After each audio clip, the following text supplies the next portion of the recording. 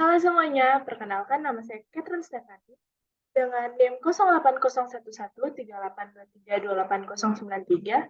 Pada kesempatan kali ini saya akan menjelaskan macam-macam topologi jaringan. Topologi jaringan.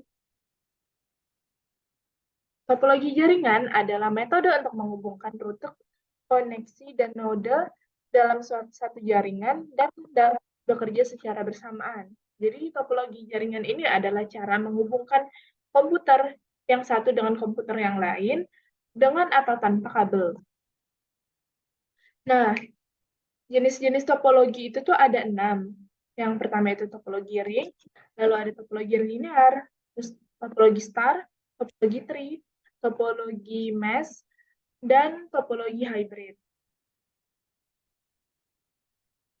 Yang pertama, topologi ring. Topologi ring ini adalah metode menyambungkan komputer dengan membentuk lingkaran.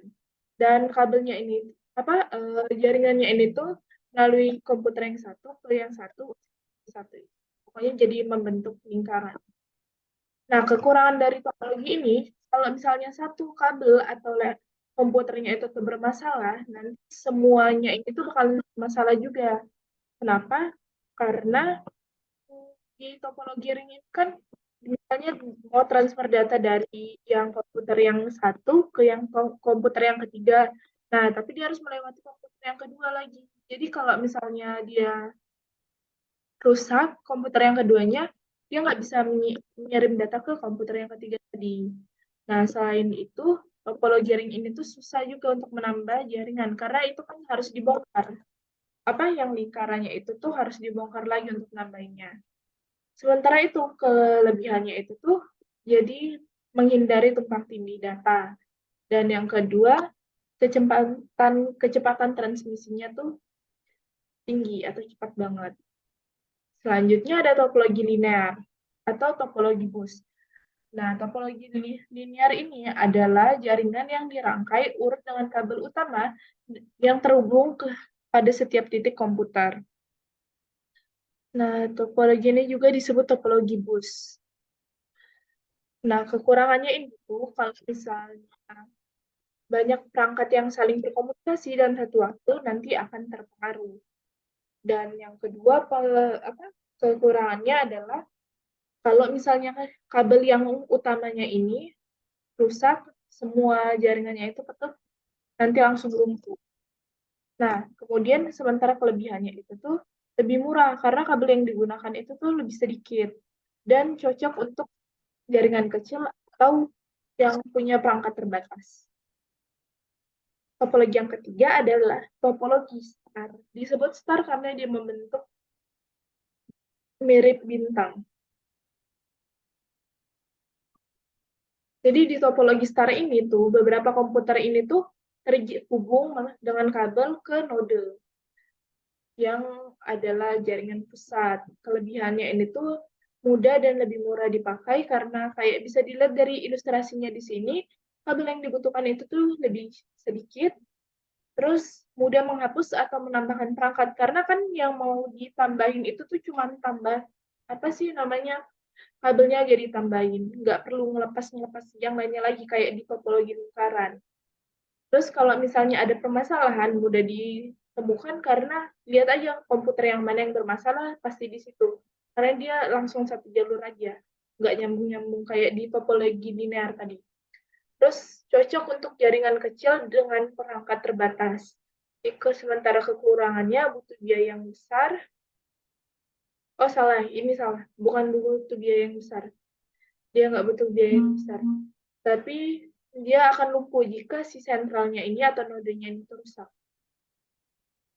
Lalu ada topologi tree yang merupakan gabungan dari topologi linear dan topologi star.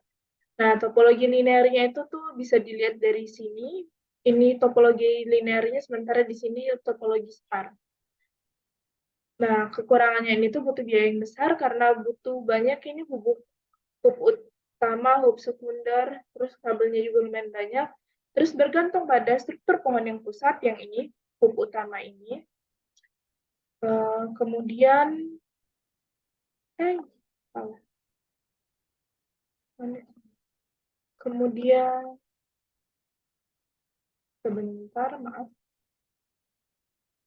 Kemudian butuh manajemen yang lebih rumit, karena kan dia panjang, jadi pengaturannya pun pasti lebih rumit. Kemudian ada kelebihannya, yaitu mudah dalam mengidentifikasi masalah dan mudah dalam menghapus dan menambah pangkat. Selanjutnya itu ada yang kelihatan nggak ya? Nah, topologi mesh. Topologi mesh ini tuh adalah semua perangkat atau semua komputer itu terhubung satu sama lain. Bisa dilihat dari ilustrasinya. Nah, kekurangannya ini tuh butuh biaya yang besar untuk kabelnya kan panjang soalnya.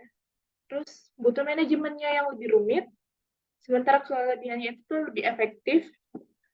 Terus kalau misalnya ada satu kerusakan, misalnya kayak di sini ada kabel yang rusak, dia tuh ada alternatifnya jalurnya yang lain karena dia kan panjang, banyak terhubung satu sama lain. Jadi bisa aja kayak yang harusnya bisa langsung bisa melalui komputer lain dulu sementara saat jalurnya rusak.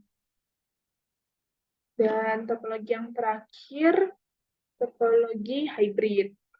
Sesuai namanya, topologi hybrid ini itu adalah gabungan dari dua atau lebih jenis topologi yang berbeda.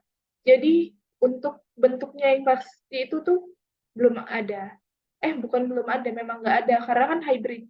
Jadi disesuaikan dengan kebutuhan sama penggunanya. Kelebihannya itu yang tadi saya sebutkan barusan, desainnya yang fleksibel bisa disesuaikan dengan kebutuhan pengguna. Kekurangannya itu cenderung lebih mahal dan perakitnya tuh harus paham betul mengenai topologi karena kan dia yang memilih mau gabungin topologi yang A sama yang B atau yang C sama yang D. Oke, sekian dari saya. Terima kasih sudah menonton. Sampai jumpa.